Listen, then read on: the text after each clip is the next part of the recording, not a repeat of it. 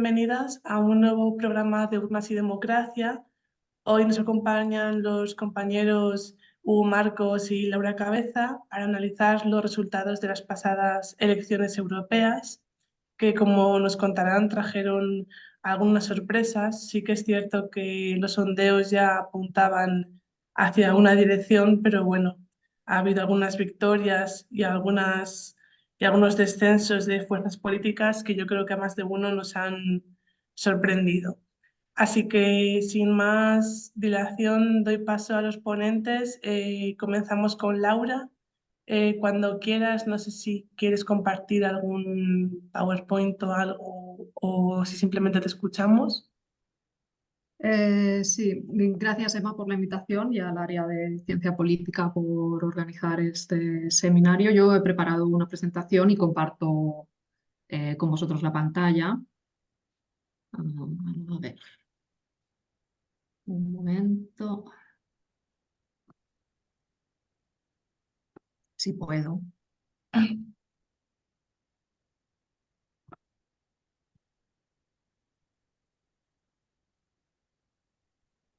Perfecto. ¿Ves la pantalla, verdad? Sí, Vale, pues eh, empezamos. Yo voy a hablar muy poquito sobre los resultados porque Hugo se va a dedicar más en profundidad a analizarlos. Yo quería empezar mi presentación simplemente dando cinco pinceladas, 5 puntos en esta primera lectura de los resultados para que aterricemos todos en el mismo sitio. Punto número 1, Partido Popular Europeo como claro ganador. Creo que la lectura que se hace desde Bruselas de estas elecciones es de total alivio, porque los escaños y los números dan para reeditar el pacto entre populares, socialistas y liberales. Evidentemente será un pacto o una coalición más debilitada, sobre todo por el varapalo que se ha llevado Renew Europe. Ahora todos los ojos están puestos evidentemente en Francia. Renew Europe ha perdido eh, tantos escaños por la derrota electoral del partido de Macron y también, evidentemente, por la desaparición de Ciudadanos. Ahora espero que organicéis pronto un seminario sobre urnas y democracia de las próximas elecciones en Francia, porque creo que serán de una importancia tremenda, no solo para Francia, digo también para Europa. El tercer punto, tercera lectura de los resultados para los verdes también. Precisamente justo después de 5 años en las que el tema del cambio climático ha estado en primera página. Parece que nos lo han puesto a huevo a los politólogos. La interpretación de esta caída de los verdes en el sentido del famosísimo libro de Meggitt, de Bonnie Meggitt, sobre Competition Between Unequals, en el que habla de 3 posibles estrategias para contrarrestar a los partidos nicho. La primera estrategia sería una estrategia de desdén. Cuando un tema gana saliency, los partidos mainstream pueden ignorarlo, esperando que pase desapercibido y que no beneficie a los partidos. Pueden hablar de ello y adoptar la misma posición que adopta el partido nicho, que se llamaría estrategia acomodativa, o pueden también intentar apropiarse del tema, hablar de ese tema, pero desde una posición contraria al partido nicho. En este caso, el varapalo de los verdes creo que ha estado muy relacionado con una estrategia acomodativa de los partidos mainstream, que han decidido que el cambio climático es un tema prioritario, han hecho el Green Deal y justo en ese momento en el que es primordial y es el propio tema de los que los partidos verdes tienen la ownership, se pegan un batacazo electoral. El batacazo viene sobre todo de lo que ha pasado en Francia y de lo que ha pasado con los verdes en Alemania. Sobre todo en Alemania yo creo que han pagado su participación en la coalición de gobierno en un momento en que la situación geopolítica es tan delicada y han hecho aflorar las contradicciones internas de los verdes alemanes, que tienen posiciones muy pro-belicistas y muy pro-israelíes, y eso puede haber hecho que los partidos verdes se resientan en su conjunto. El cuarto punto y más importante, y del que hablará Hugo, por lo que yo casi no me quiero detener, es el avance de la ultraderecha. Aquí yo solo quiero destacar un par de cosas. Es preocupante, sí, que en los grandes países de la Unión Europea, en los países fundadores de la Unión Europea, es donde estos partidos han aumentado: Francia, Alemania, Bélgica, Países Bajos, Italia. Como nota positiva, en otros países en los que formaban parte del gobierno o eran primordiales para la estabilidad de los gobiernos nacionales, han sufrido un retroceso, como es en Escandinavia, Suecia, Dinamarca, Finlandia. Creo que la reflexión que tenemos que hacer es simplemente que la ultraderecha crece, pero a medida que crece también se hace más heterogénea. Y eso lo demuestra que en el Parlamento Europeo están dispersos en dos grupos diferentes, dos grupos parlamentarios diferentes, incluso con expulsión de algunos miembros del grupo. Me refiero a Alternativa para Alemania, que ha sido expulsada de Identidad y Democracia porque el candidato líder de Alternativa para Alemania dijo que las SS no todos eran malos en las SS. Y aquí me gustaría lanzar una pregunta al aire. ¿Cómo es posible que Le Pen decida que se expulsa Alternativa para Alemania del grupo de Identidad y Democracia por estas declaraciones, y en cambio puedan campar tranquilamente en Italia candidatos que dicen o han dicho en campaña cosas peores? Yo no sé si vosotros conocéis o habéis oído hablar de Roberto Banacci. No sé si hasta qué punto en la prensa allí habéis oído algo de quién es Roberto Banacci. Es un general del ejército italiano, candidato de la Lega, como cabeza de lista en dos circunscripciones, porque Italia tiene 5 circunscripciones electorales. En 2 de ellas el cabeza de lista era este militar, este general del ejército militar. En la campaña constantemente él ha hecho suyo una frase que es mete una décima, refiriéndose a mete una cruz. Os explico el significado brevemente. En Italia las papeletas no son como en España, no coges una papeleta, una lista cerrada y la metes en un sobre y votas. No, en Italia tienes una tarjeta electoral donde tienes que barrar el partido, están los logos del partido y tú tienes que barrar con una cruz el partido por el que votas. Bueno, la alusión que hace él con decir mete una décima, textualmente mete una cruz en mi logo, es una referencia a la décima más, que es una unidad del ejército fascista en tiempos de Mussolini, que era básicamente pues como las SS, o sea, se dedicaban a hacer exterminios de las poblaciones, de los pueblos en los que se creía que habían partisanos, torturas. Él durante la campaña es el candidato de la Lega, el cabeza de lista de la Lega. Llevaba incluso la camiseta con esta foto que estáis viendo aquí, que es el mismo diciendo meter una cruz en referencia clara a esta unidad del ejército fascista. Así que lo que me pregunto es cómo es posible que se expulsen a unos partidos de un grupo en base a las declaraciones cuando a otros se les deja decir barbaridades de este tipo. El quinto punto que quiero destacar sobre los resultados de estas elecciones es que no podemos hablar de elecciones europeas. Son 27 elecciones nacionales simultáneas. Y precisamente me quiero centrar en lo que me queda de presentación sobre este tema. Estas elecciones se han jugado en clave nacional o se han jugado en clave europea. Esto es importante por una cuestión de calidad de la democracia. Si las elecciones europeas se hacen mirando a lo que hacen los partidos en el ámbito nacional, no se mantienen a los representantes responsables frente a los electores, ¿no?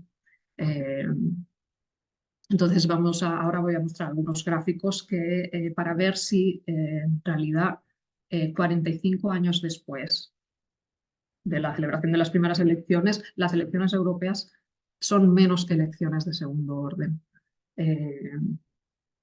Las elecciones de segundo orden, tras las primeras elecciones al Parlamento Europeo en el 79, este análisis de Ray van Schmidt es más conocido, decía precisamente eso, que las elecciones europeas han sido elecciones de segundo orden. ¿Por qué? Porque los votantes, los medios de comunicación y los propios partidos les dan mucha menos importancia que a las elecciones de primer orden, que son las elecciones nacionales. Eh, y esto tiene consecuencias en los resultados electorales. Primero, la participación es menor que en las elecciones nacionales. Segundo, los partidos en los gobiernos nacionales son castigados y pierden votos en las europeas. Tercero, los partidos pequeños y radicales tienden a tener más éxito electoral en las europeas que en las nacionales porque la gente vota más con el corazón que con la cabeza. Hay mucho voto expresivo. Eh, bueno, ¿qué ha pasado en estas elecciones 45 años después? ¿Se sigue manteniendo este modelo teórico de elecciones de segundo orden o los ciudadanos han empezado a tener en cuenta temas europeos para votar en las elecciones europeas? Por la parte de los partidos, creo que ha habido pocos cambios. En estas elecciones, los partidos han planteado las elecciones como un plebiscito a los gobiernos nacionales. Las campañas electorales han estado marcadas más por asuntos nacionales que propiamente europeos. En España, hablo de la amnistía, de la citación judicial de Begoña Gómez, más que de temas eminentemente europeos como podrían ser migración, protestas agrarias o cambio climático. En Italia, por ejemplo, perdón que hable de Italia, pero es que estoy aquí y creo que os puedo dar ejemplos de cosas que pasan aquí que a lo mejor no llegan tanto a España. Los partidos le dan tan pocas importancia a las elecciones al Parlamento Europeo que hay un fenómeno que se llama candidatos mochuelo y que solo pasa en Croacia y creo que en Bulgaria. O sea, es una particularidad bastante del caso Italia, que son los candidatos mochuelo. Quiere decir que los partidos nombran como cabeza de listas para las europeas a los líderes de sus propios partidos. En este caso, Fratelli d'Italia era Giorgia Meloni, la cabeza de lista para las europeas. En el caso del PD era Elly Schlein, también la secretaria general del partido. Lo mismo con Forza Italia, Azione Calenda, o sea, los partidos tienden a nombrar a sus caras principales. Es como si en España el candidato a la cabeza de lista de las elecciones europeas por el PSOE fuera Pedro Sánchez. Evidentemente, ninguno de ellos tiene intención de dejar su cargo en la arena nacional para pasar a ser europarlamentario. Por lo que luego, cuando han obtenido un asiento, se dimiten. Es como hacen, o sea, es un símbolo, lo he puesto como ejemplo de la poca importancia que dan los partidos eh, a las elecciones europeas. Llegan al punto de candidatar a sus propios líderes solo porque son más visibles y más reconocibles por la ciudadanía cuando no tienen ninguna intención de luego cumplir el mandato porque han sido elegidos. En el de Antonio Tajani de Forza Italia, el sucesor de Berlusconi, el caso ha sido incluso más sangrante porque él había prometido por activa y por pasiva que no iba a candidarse, que él no iba a jugar a esto de los candidatos mochuelo porque es una falta de respeto. Y sin embargo luego al final lo hizo, aludiendo a que si todos lo hacen, pues que él también lo hacía. Y también es curioso que en el logo, este es el logo que aparecía en la esquela electoral, en las tarjetas electorales en Italia, con Berlusconi así de grande. Solo les falta candidatar a un muerto para las europeas. Uno de los signos para analizar si las elecciones europeas son de segundo orden o no es mirar a los datos de participación.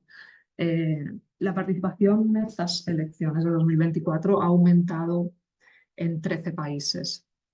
Ya se partía de un aumento en 2019, hubo un ligero aumento de la participación y en 2024 se ha mantenido estable. En algunos países, como España, la participación en las europeas ha disminuido, pero eso se debe también a que las de 2019 coincidieron con las locales y las regionales, cosa que no ha sucedido esta vez, por eso la participación en España ha sido más baja, pero podemos decir que se detecta una reducción en la brecha de participación entre las elecciones europeas y las nacionales previas. La brecha entre el 99 y el 2014 era de 25 puntos y ahora es de 18.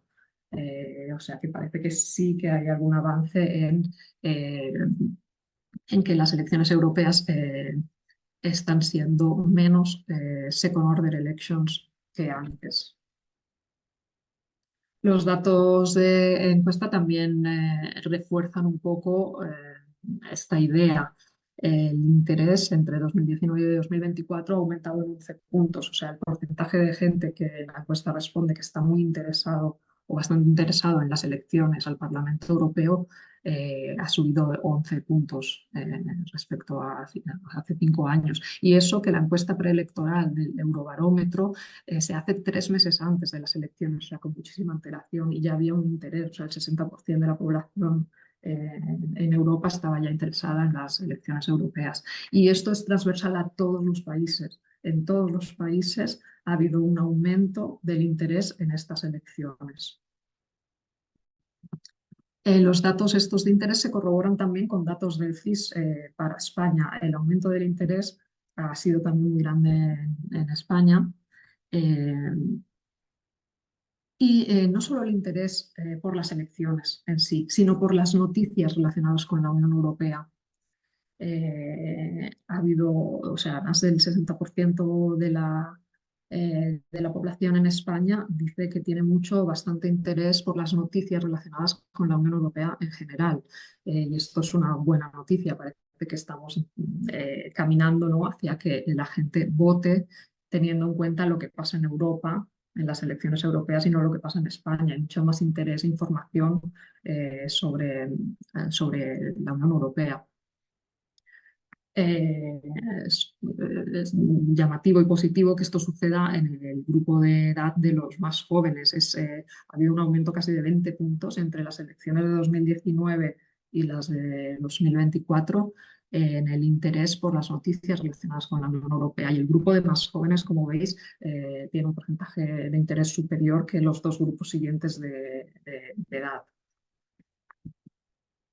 El CIS es fantástico porque nos ofrece directamente una pregunta con la que podemos medir si las elecciones se han jugado en clave nacional o en clave europea. Y es esta: a la hora de votar en las próximas elecciones al Parlamento Europeo, ¿qué será más importante para usted? ¿Los temas relacionados con la Unión Europea o los temas relacionados con la situación en España? Lo bueno de esta pregunta es que la hacen en cada preelectoral y no solo de las europeas, también la hacen en las preelectorales de las locales y de las autonómicas, por lo que podemos comparar los resultados. Había traído un gráfico, pero no sé dónde lo he metido a lo largo de la presentación, si luego aparece os lo comento. Básicamente en ese gráfico se veía que las elecciones locales, o sea, la mayoría de la población tiene en cuenta consideraciones locales para votar en las elecciones municipales. Entre el 50 y el 60% de la población tiene en cuenta lo que pasa a nivel regional para votar en las autonómicas. Sin embargo, en la Unión Europea son poquitos los que votan teniendo en cuenta lo que pasa en Europa. Pero esto también está cambiando. Ha habido un aumento, un incremento muy grande en los votantes que dicen que votan en clave europea, que tienen en cuenta que lo más importante para ellos a la hora de votar es lo que pasa en Europa y no lo que pasa en España. Evidentemente, aquí cuenta mucho el tema de recursos. A mayor educación, más probabilidad hay de que los votantes voten en clave europea. Los votantes que no votan en clave europea, que votan en clave nacional, son sobre todo personas con un nivel educativo más bajo. Las actitudes hacia la Unión Europea evidentemente influyen. Aquí he puesto en el gráfico un porcentaje de gente que dicen votar en clave nacional, que reconocen que son los temas nacionales los que tienen en cuenta a la hora de votar. Como actitudes a la Unión Europea, la encuesta electoral del CIS no era muy rica, pero he cogido esta pregunta que es si opinan que la pertenencia a la Unión Europea les ha beneficiado o ha perjudicado a España. Y como veis, los que son euroescépticos y piensan que la Unión Europea ha perjudicado a España, son los que votan, el 80% de ellos votan en clave nacional en las europeas, mientras los que tienen una perspectiva más positiva de la participación de España en la Unión Europea tienden a votar más en clave europea, en las elecciones al Parlamento Europeo. No solo afectan las actitudes hacia la arena europea, sino también hacia la nacional, y mucho. No hay preguntas tampoco sobre evaluación directa de la actuación del gobierno central, pero sí que hay una pregunta en el CIS que dicen: en estos momentos, ¿usted prefiere a Sánchez como presidente en el gobierno o no? Son los que no prefieren a Sánchez, los que están muy cabreados con el gobierno central, los que tienden a votar más en clave nacional y no en clave europea en las elecciones al Parlamento Europeo. Y esto se mantiene incluso controlando por recuerdo de voto en las elecciones generales de 2023. O sea, tanto los votantes del PSOE como los no votantes del PSOE que están cabreados y no quieren a Sánchez ahora mismo como presidente del gobierno son los que votan en clave nacional en las elecciones. Y nada, hasta aquí yo simplemente concluyo diciendo que parece que sí que hay un cambio de tendencia y que estas elecciones han sido un punto de inflexión en el sentido de que se están teniendo más en cuenta temas europeos a la hora de votar respecto a elecciones europeas pasadas. Pero evidentemente las elecciones europeas siguen siendo elecciones de segundo orden por varios datos que hemos visto, pero pueden ser un punto de inflexión. Gracias. Muchísimas gracias, Laura. Eh, Lanzo una pregunta súper rápida para responder más tarde, Ujú. porque ahora nos acompaña Hugo, pero simplemente tenía ganas de dejar en el aire la cuestión de por qué crees, por qué puedes llegar tú a especular que ha habido ese aumento de interés en las elecciones europeas y sobre todo ese perfil joven, ¿no? Ese perfil de votante joven. Me ha llamado mucho la atención. Ujú. Y bueno, ahora da comienzo Hugo su parte y también antes de que, como ya nos ha apuntado Laura brevemente, que te vas a centrar en este auge en cierta medida inesperado por la trascendencia que puede llegar a tener de los partidos de derechas y de las fuerzas derechistas que están más a la derecha de las tradicionales, con estos casos sorprendentes en Francia, Alemania, Bélgica. Escuchaba un programa que hablaba de si era más importante o no, es una pregunta un poco igual extraña, la victoria del peso político o la victoria simbólica, porque ahora vemos como Meloni, por ejemplo, tiene este interés en apostar por una apariencia menos radical, eliminar todo el tema de los cordones sanitarios. Y te quería dejar ahí, pero más adelante, porque tengo como un montón de ideas en la cabeza y si no se me van a ir yendo. ¿Cómo lo veías tú, no? Pero bueno, antes que nada, te damos paso. Mil gracias de nuevo, Laura, por tus aportes. Han sido súper interesantes. Y cuando quieras, Hugo. Hola, muy buenas. Buenas. Voy a compartir pantalla yo también, con vuestro permiso. ¿Se ve la presentación? Está cargando. A ver. Sí, ya se ve. Vale, perfecto. Nada, voy a intentar comentar y abundar en algunas cuestiones que tienen que ver con el resultado de las elecciones. Para esto, yo había preparado una presentación breve, en realidad, que tiene 4 partes esenciales. La primera tiene que ver con los interrogantes que había antes de las elecciones europeas, intentando responder a algunos de estos interrogantes, ver algo de los resultados en Europa y en España. Un tercer apartado que tiene que ver con las encuestas, la medida en la que esto se veía venir y se veía venir de esta manera o no. Y un cuarto apartado que tiene que ver con, bueno, cómo vamos a hacer la digestión de estos resultados de las elecciones europeas. Y ya estamos viendo que va a haber varias digestiones que hacer en distintos países con distintas expresiones, ¿vale? La primera parte de los interrogantes, yo entiendo que había 5 cuestiones esenciales. Hay 3 que están marcadas en negrita y de las que ya se puede dar más o menos una respuesta después de las elecciones. Y hay 2 marcadas en cursiva que son las que, bueno, veremos a ver qué es lo que va a pasar con ellas. Una gran incógnita era el peso electoral de la derecha radical, con qué resultados va a tener esta familia de partidos políticos en algunos países clave en concreto y a nivel general en la Unión Europea dentro de los 2 grandes grupos del Parlamento Europeo en los que se ubican. A nivel nacional, en España, esta estrategia electoral del plebiscito contra Sánchez, propuesto por el Partido Popular, secundado por otros partidos también a la derecha del Partido Popular, que conecta con la explicación de rasgos de elecciones de segundo orden que mencionaba Laura. Hay una tercera pregunta, que es una pregunta que se mantiene viva elección tras elección, que tiene que ver con cómo de bien predecimos resultados electorales en estos tiempos. Y hay estas 2 preguntas sobre las que, sobre la última yo creo que más o menos se puede responder, pero la cuarta desde luego es un interrogante abierto, que es la capacidad de acción conjunta de la derecha radical. Si estos partidos se van a dar la mano para un número importante de temas o no. Y había, yo creo que las declaraciones de von der Leyen junto con los resultados electorales despeja un poco esta incógnita. Bueno, si la presidencia de la Comisión Europea iba a salir de un acuerdo de los populares europeos hacia el centro y hacia la izquierda o hacia su derecha, que en realidad es una derecha radical, casi por definición. Parece que va a ser más hacia el centro y hacia la izquierda, por mencionaba ayer von der Leyen en unas declaraciones, y por la propia matemática. Como los números dan, pues parece que ese puede ser la alternativa preferida. El contrafáctico aquí, que es interesante de especular, es qué hubiese pasado si los números solo hubiesen dado con la derecha radical, si se hubiese continuado por ese camino o no. Bueno, los resultados generales provisionales, como os pongo aquí, porque se siguen actualizando datos, dan efectivamente en realidad lo que mencionaba Laura en su intervención.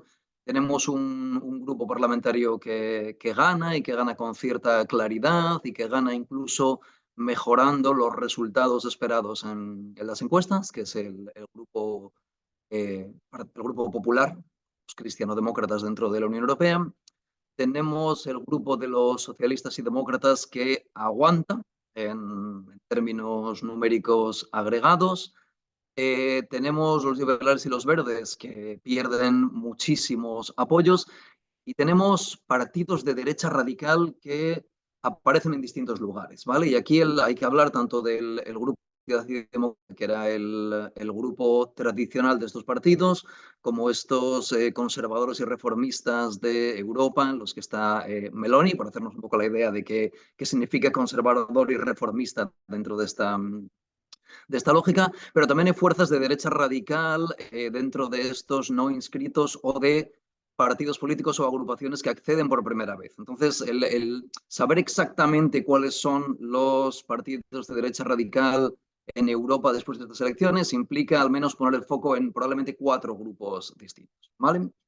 La participación electoral, también como vistazo, lo ha mencionado Laura. No hay datos oficiales o no había datos oficiales cuando yo consulté esta mañana. Se espera que esté en torno al 51% también. Es verdad que esto mantiene los resultados comparativamente mejores que los que había habido en 2004, 2009, 2014. Es verdad que también veníamos de un bajón histórico, del punto más bajo de toda la serie de participación electoral. Entonces implica una mejora o una estabilidad dentro de la gravedad en términos de la participación electoral. Pues decía, una de las grandes preguntas de las elecciones era qué va a pasar con la derecha radical. Y aquí hay un mapa, cortesía de las infografías del diario.es, en el que podemos ver el éxito electoral de fuerzas de derecha radical en distintos países, con la lógica de colores más oscuros representan mayor éxito electoral. Y vemos un mapa que admite variedad de colores. La derecha radical no gana y no domina y desde luego no tiene todo el mismo peso en todos los países miembros de la Unión Europea, pero hay algunos países en los cuales es o primera fuerza o cerca de primera fuerza, y en algunos de ellos son países importantes dentro de la Unión Europea. Son países importantes en términos históricos y en términos políticos, entonces y en términos económicos, si es que podemos separar en la Unión Europea la importancia económica de la importancia política, y aquí habría que destacar el caso francés y el caso italiano de una forma especial. ¿Dónde ha ganado la extrema derecha? Bueno, la extrema derecha ha ganado en realidad en 3 países. Ha ganado en Francia, ha ganado en Italia y ha ganado en Austria. Lo que ocurre es que también ha tenido buenos resultados electorales en otros países. En Polonia empata en escaños con la fuerza de derecha, de centro derecha. En Hungría, Fidesz sigue ganando las elecciones, pero digamos que eso no es una novedad. Y no aparece, digamos que los colores no hacen saltar las alarmas, pero bueno, sabemos que efectivamente Alternativa para Alemania se ha convertido en la segunda fuerza en Alemania, que si hablamos también de peso económico, de peso político y de peso histórico, pues es difícil encontrar países que tiquen todas las casillas de igual manera que Alemania, Francia, Italia. Entonces, vemos, yo creo que esto es una realidad más o menos indiscutida, que recogen los medios de comunicación, que recogen los analistas y que se extrae de forma directa o indirecta del discurso de los partidos políticos. La derecha radical ha mejorado sus resultados y además los ha mejorado sobre un punto anterior alto. Entonces parece que no solo mejoran, sino que consolidan una trayectoria de, bueno, esto lejos de calmarse, parece que va a más, que los partidos de derecha radical cada vez son más importantes en la Unión Europea. Lo mencionaba Laura, el Grupo Popular mejora ligeramente sus resultados, socialistas aguantan con ligeras caídas, verdes y liberales pierden muchísimo apoyo, y hay este gran grupo de fuerzas políticas que entran por primera vez o no están inscritas. De algunas sabemos qué pasa con ellas. Fidesz no estaba inscrita, previsiblemente se une al grupo de los conservadores y reformistas. Alternativa para Alemania la han expulsado recientemente del grupo parlamentario, pero no hay muchas dudas de dónde van a estar en términos de política pública y en términos de preferencias sobre hacia dónde debe ir la Unión Europea. Hay algunas otras fuerzas que admiten más interpretación y que abren más interrogantes. Otra infografía muy útil, diría yo, también del diario.es, los resultados por países con códigos de colores. Si lo que nos interesa es la pregunta sobre la derecha radical, los colores que nos importan son el negro, el azul oscuro y los grises, que es donde puede haber algunos interrogantes sobre qué va a pasar. Yo creo que esto representa de forma clara cuál es el estado de la cuestión. Y el estado de la cuestión en gran medida es lo que ha pasado en Francia, lo que ha pasado en Italia, la fuerza que lleva en Alemania y los resultados que ya tenían y que mantienen en Polonia y en Hungría. Aquí es donde vemos el gran auge de fuerzas de derecha radical. En Austria también, efectivamente, lo que ocurre es que bueno, son unos resultados mucho más fragmentados dentro de un país más pequeño. Es el número total que aportan como europarlamentarios pues queda más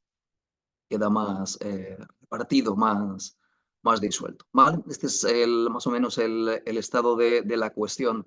¿Qué decía von der Leyen respecto de todo esto? Today is a good day para el grupo parlamentario. Decía también, the center is holding. Y luego venía un but. Y el bot del que ella hablaba se refería a vemos un incremento de fuerzas en los extremos, o sea, entiendo el mensaje político, diría que no hay un incremento de fuerzas en los extremos, lo que hay es un incremento de fuerzas en la extrema derecha, o sea, en el lado de la extrema izquierda, de la izquierda radical, incluso de una izquierda radical considerando valores postmaterialistas, verdes y demás, no hay un aumento importante de voto, todo lo contrario. Entonces lo que vemos es un crecimiento de los extremos del extremo derecho. ¿Vale? Esta es la fotografía que tenemos ahora mismo con estas elecciones. ¿Qué es lo que ha pasado en España? Intentando también contestar al segundo de estos interrogantes, el del plebiscito contra contra Pedro Sánchez. Bueno, esto es del diario digital, de la versión digital de El País.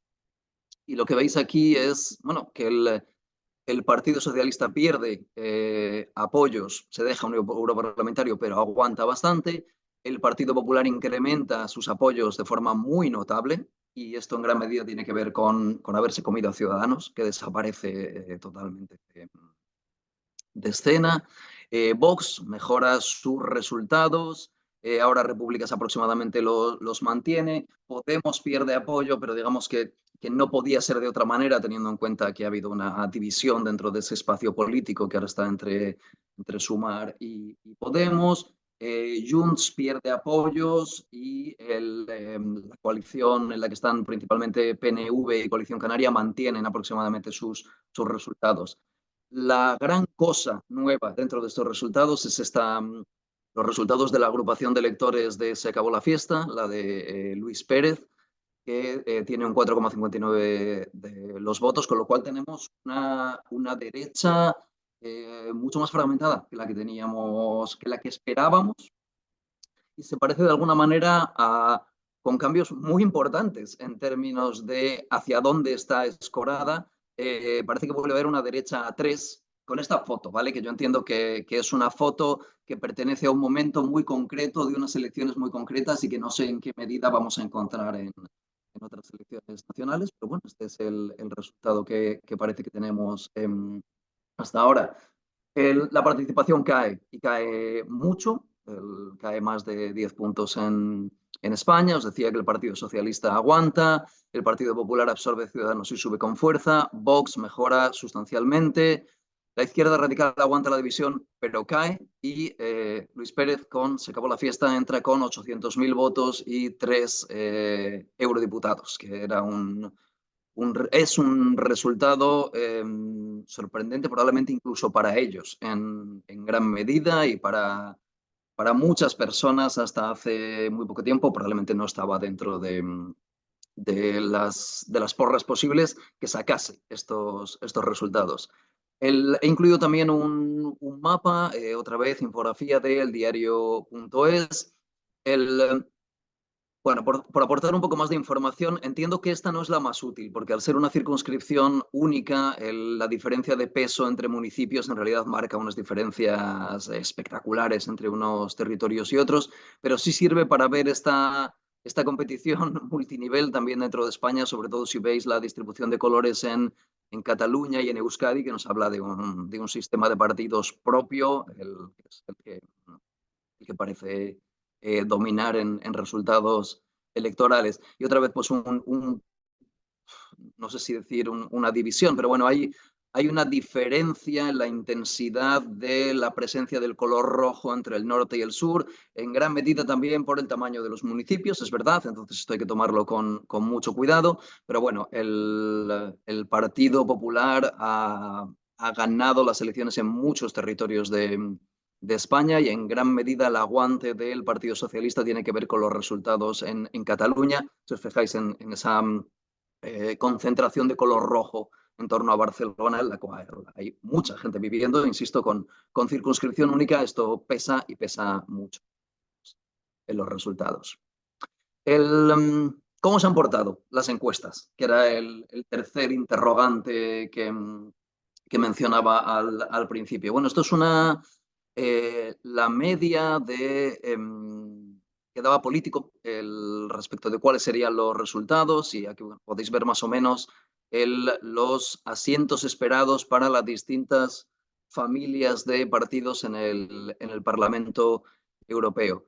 Y bueno, lo que podéis ver aquí es que infraestimaron ligeramente al Partido Popular Europeo y sobreestimaron bastante a los partidos de derecha radical, ¿vale? Ahí es donde se fueron dos de las grandes salidas respecto de los resultados. Los liberales también estaban sobreestimados en estos datos de encuesta. Entonces, el dibujo no funciona particularmente mal, pero había algunas desviaciones importantes. sobre todo, insisto, en lo que tenía que ver con la derecha radical, y esto es importante porque se esperaba que tuviesen más todavía, a pesar de que están muy repartidos en distintos sitios. ¿Qué es lo que pasaba en España con las encuestas? Bueno, una compilación de encuestas electorales que preparó Kiko Llaneras para El País. Ahí tenéis el enlace. Bueno, pues se veían los promedios esperados, teniendo en cuenta todas las grandes encuestas, para distintas formaciones políticas. Y lo que podéis ver es que sobre todo la gran desviación tuvo que ver con sobreestimar los resultados de Sumar y con infraestimar en promedio los resultados de Se acabó la fiesta. ¿Vale?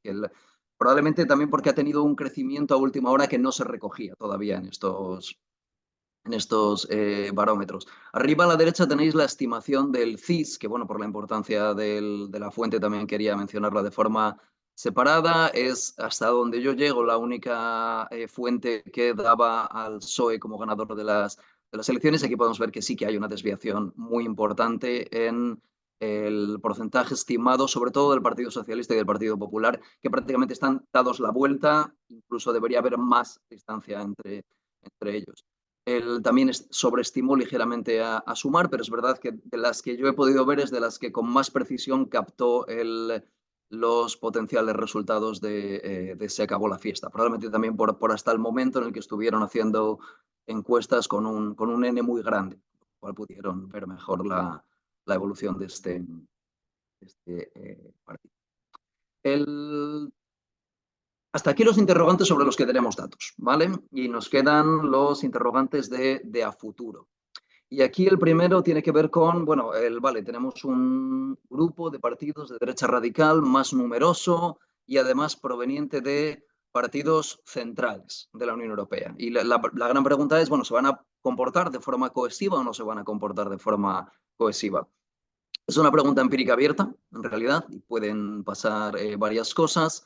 Al menos en un par de posts, en uno de Loop, de ECPR, y en otro en una entrevista a Cass Moody en The Guardian, argumentaban por qué no habría un comportamiento cohesivo. Y las tres cosas que aparecen de forma recurrente son, bueno, en realidad son diferentes respecto de la integración europea. En esta familia de partidos de derecha radical tenemos partidos eurocríticos y euroescépticos, ¿vale? Entonces eso introduce una complejidad a la hora de actuar como un bloque unido en el Parlamento Europeo. Además, y mucho más fácil de ver, hay diferencias muy notables en política exterior. Y aquí Rusia es el gran elefante en la habitación, la medida en la que estos partidos van de la mano o no respecto de las sanciones a Rusia, el apoyo a Ucrania, el papel que debe tener la Unión Europea en este conflicto, en esta guerra y en guerras en la actualidad. Y la tercera cuestión tiene que ver con, bueno, diferencias entre partidos. Otra vez me recurro a la exposición de Laura, pues bueno, Alternativa para Alemania, siendo expulsada del grupo por el partido de Giorgia Meloni. La dificultad de que este grupo se comporte de forma cohesionada, yo creo que también ayuda a entender por qué von der Leyen, después de un ligero guiño hacia la derecha radical, unido a los resultados electorales, ha dicho, bueno, mejor centrémonos en lo que ya más o menos sabemos cómo funciona, que es una alianza con fuerzas de centro y de centro-izquierda para la presidencia de la comisión. ¿Ahora qué? Y aquí hay preguntas abiertas sobre las cuales podemos especular, no tenemos una gran respuesta. Hay una novedad, que es que hay una fuerte derechización del Parlamento Europeo, ¿vale? Por cómo se han dado las cosas, por el incremento del Partido Popular, por el solo salvar los muebles del grupo de los socialistas y demócratas, por la caída de los verdes, por la caída de los liberales y el aumento de la derecha radical en distintas familias. El Parlamento Europeo es más de derechas de lo que era hasta hace 2 días. La derecha radical crece y consolida una tendencia, como os mencionaba antes. Lo más probable es que von der Leyen sea elegida de nuevo con la alianza que había antes, porque también, como una vez más, Laura, recurro a ti con respiran aliviados, han salvado los muebles, tiene toda la pinta de que esto es así. Y lo que sí que vemos es que hay efectos desde ya estos resultados de las elecciones nacionales. Probablemente los movimientos más fuertes los vemos en Bélgica y en Francia, con elecciones y convocatorias de elecciones. En España hay dos derivadas, una muy obvia desde hace unas horas al menos, que es que Yolanda Díaz dimite como lideresa de Sumar, viene como vicepresidenta, pero digamos que abandona la dirección de este partido político, y no es descartable que estos resultados de las elecciones europeas tengan algunas derivadas también en la formación del gobierno en Cataluña, ¿vale? Aquí he leído interpretaciones en los dos sentidos, en realidad. Que el hecho de que el Partido Socialista haya ganado certifique la carta de presentación de Illa como potencial presidente, o que, igual que hemos visto ahora, hoy también un acuerdo para la presidencia de la mesa del Parlamento, pues que también evidencie o acerque a partidos con posiciones más cercanas hacia la independencia para intentar buscar algún tipo de acuerdos puntuados que incluyan abstenciones de otras fuerzas. La otra gran cosa que se puede sacar de toda esta presentación que he intentado hacer de forma somera es que a nivel agregado las encuestas sobreestimaron a los partidos de derecha radical. Sí que hay una ola de la derecha radical. Es una ola que no es para tomar a broma ni en lo personal ni en lo académico, digamos. Está ahí, puede tener implicaciones ciudadanas y implicaciones que podemos estudiar, pero las encuestas apuntaban a algo todavía mayor respecto de esta derecha radical. Y con esto yo también termino mi presentación. Muchísimas gracias, Emma, por todo, y estamos a la orden para preguntas o lo que sea. Muchas gracias a ti, Hugo. Súper interesante también. Yo creo que nos quedamos con un marco mucho más complejo ahora y mucho más heterogéneo, pero desde luego que bastantes claves sobre la mesa de cuál es el panorama actual a nivel europeo. No sé si, Laura, te devuelvo la palabra eh, por si quieres hacer algún comentario o igual rescatar la pequeña pregunta que te hice al comienzo para empezar a dinamizar un poquito un diálogo entre nosotros. Ujú.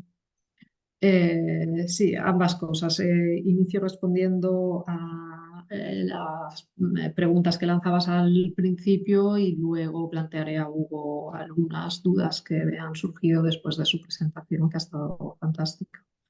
Eh, el aumento del interés en las elecciones europeas, yo creo que ha tenido mucho peso la situación internacional, con una guerra, con la guerra de Ucrania a las puertas de la Unión Europea y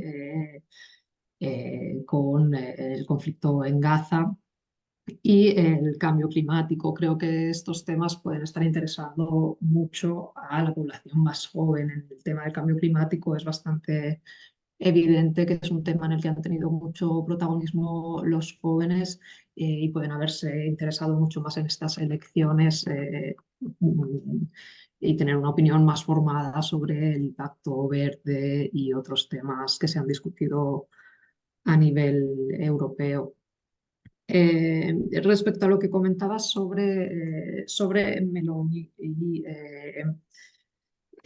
quizá hemos asistido a un blanqueamiento de ciertos partidos de derecha radical y no de otros,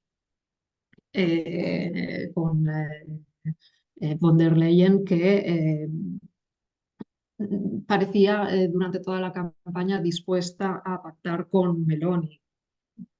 Vamos, súper favorable a pactar con Meloni, porque ella había puesto como tres grandes líneas rojas, que eran que pactaría con partidos incluso de extrema derecha, a pacto de que sean anti-Putin o pro-Ucrania, pro-europeístas y defensores del Estado del Derecho, ¿no? Una definición así amplia que permitía que Meloni estuviera dentro. Pero yo me planteo que hasta qué punto se puede hablar de Fratelli d'Italia como un partido de extrema derecha aceptable, con las medidas que ha implementado aquí en Italia, o con algunas declaraciones de líderes de su partido claramente escoradas hacia la derecha. Antes veíamos en mi presentación el ejemplo del candidato de la Lega, pero quiero recordar también eh, a Ignacio Larussa, que es el presidente del Senado, que ha nominado Meloni, que en la televisión italiana se vanagloria de sus bustos de Mussolini. Esta es el partido que von der Leyen intenta blanquear para justificar posibles pactos futuros con Fratelli d'Italia, sabiendo que iba a ser una fuerza así importante. Algunas medidas de Fratelli d'Italia en el país afectan a los derechos de las personas homosexuales, ha bloqueado el registro de los hijos de las personas del mismo sexo, básicamente. Ha hecho propuestas, ha implementado medidas contra los derechos de las mujeres, el derecho al aborto principalmente, y también en temas sociales ha puesto fin al rédito de ciudadanía. Y esta es la extrema derecha que parece asumible por los grupos que se dicen centristas, ¿no? Por el Partido Popular Europeo. Eh, Se verá cuáles son los derroteros. Ahora parece que no es tan imprescindible pactar con Fratelli d'Italia para conseguir la estabilidad, porque pueden obtenerla con el apoyo de populares, socialistas, liberales e incluso los verdes, que se han ofrecido en las últimas horas a prestar apoyos a una eventual gran coalición. Y nada, quería también preguntarle a Hugo el punto sobre las encuestas. A mí me queda la duda, dices que las encuestas a nivel europeo habían hecho una sobreestimación de la fuerza que iba a tener la extrema derecha, y mostrabas la diapositiva donde se veía, por ejemplo, que Identidad y Democracia habían estimado muchos más escaños de los que finalmente han obtenido. La duda que me entra, ¿esta encuesta se ha realizado antes o después de la expulsión de Alternativa para Alemania? Porque a lo mejor rompo una lanza en favor de las encuestas que no han ido tan desencaminadas, porque a lo mejor contaban que dentro de Identidad y Democracia estaba Alternativa para Alemania, cuando ahora ha pasado a ser adscrita después de su expulsión.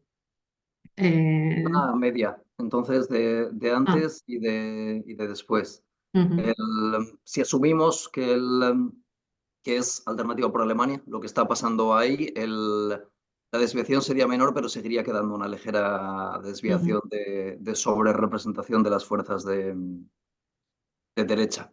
ujú, Claro, yo entiendo también que respecto de la Unión Europea, el acertar el resultado final es una proeza, por lo que dices tú, porque no son, o sea, porque son 27 elecciones separadas. Entonces tienes que acertar en cada una de ellas para esto.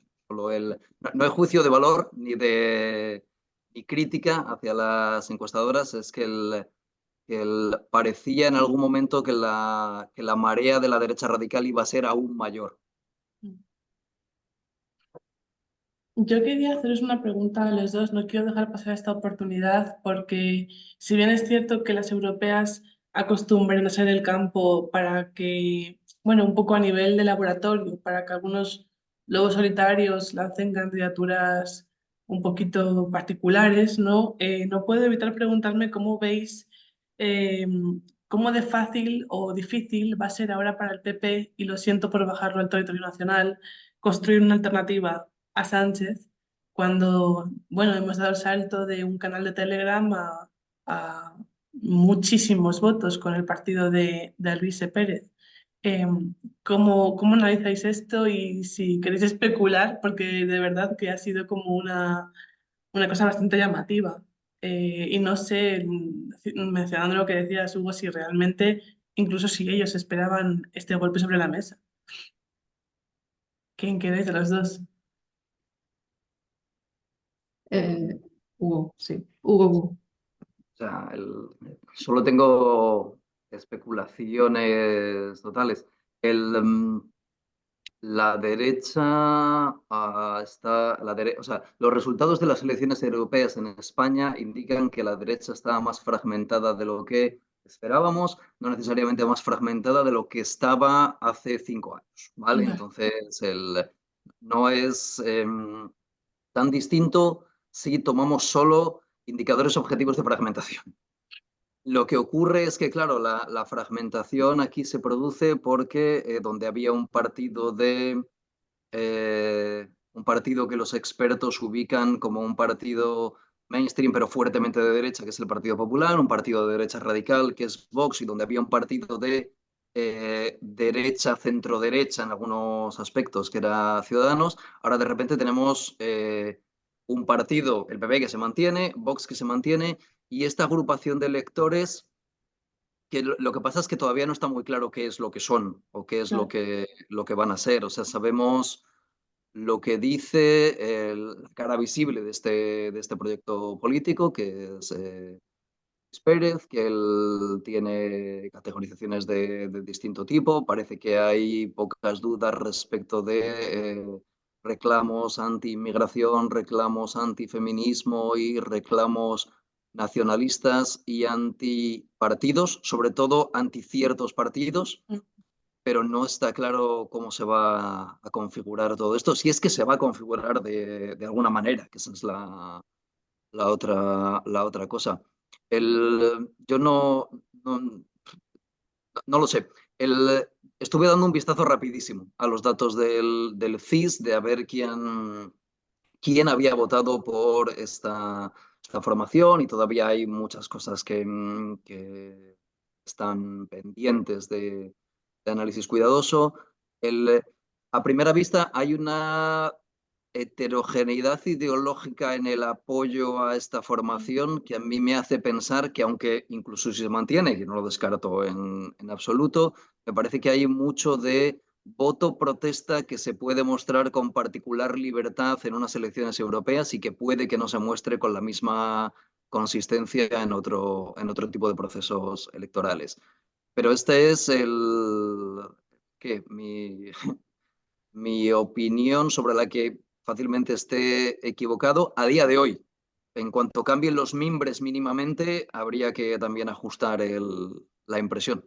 Y claro, es casi imposible al final decir nada concreto sobre algo tan nuevo y tan explosivo, desde luego. No sé si Laura quieres hacer algún comentario. Sí que es verdad que lo he Sí, traído un poco al territorio también nacional porque llamaba bastante la atención a nivel estatal. pura especulación sobre el futuro de Se acabó la fiesta, evidentemente. Yo creo que es un proyecto que a todas luces tiene las piernas bastante cortas. Yo no sé si simplemente ha conseguido representación por las reglas del juego y del reparto de escaños en las europeas, aprovechando que es una circunscripción única en la que todos los votos valen igual y que no hay una barrera electoral a superar. Creo que eso ha podido facilitar que llegaran al Parlamento Europeo, pero está por ver si llegarán a la política nacional eh, o no. Pues muchas gracias a ambos. No sé si se os queda algo en el tintero, algo que queráis decir, alguna pregunta que os tengáis mutuamente, o si podemos cerrar aquí, lo que me digáis. Yo acabo simplemente rompiendo Sí. una lanza a favor de Italia, ya que hemos hablado bastante mal de, al menos yo mientras me siento culpable. Los resultados de Italia, claro, desde fuera se han visto solo, se ha tenido en consideración solo el auge de Fratelli d'Italia, evidentemente, pero lo que ha pasado detrás de eso se ha hablado menos. El Partido Democrático ha obtenido unos resultados súper positivos. Ha aumentado en 200.000 votos su apoyo respecto a las elecciones generales de hace 2 años y ha aumentado también su representación en el mismo Parlamento Europeo respecto a hace 5 años. Y también Alianza Sinistra Verde ha aumentado también el porcentaje de voto, o sea que no es todo lo malo que se podría esperar internamente, la lectura que podemos hacer aquí desde Italia. Así que Fratelli Italia y Meloni, su pertenencia al gobierno no le ha dañado en estos 2 años, al revés, ha conseguido mantenerse estable, perdiendo votos, por cierto, si contamos votos en sí, no porcentaje, porque la participación en Italia ha caído mucho, ha perdido algunos votos, pocos, pero más o menos se mantiene en el mismo porcentaje que obtuvo en las elecciones generales de hace 2 años. Y gran subida para el Partido Democrático y para la izquierda. Nos No todo dejas es con una negativo. nota de esperanza. Sí. Pues muchas gracias, Laura, Hugo, Laura, por acompañarnos en esta nueva sesión y gracias a las personas que nos están escuchando. Nos vemos en futuras sesiones y contamos con vosotros. Gracias. Gracias, que vaya muy bien.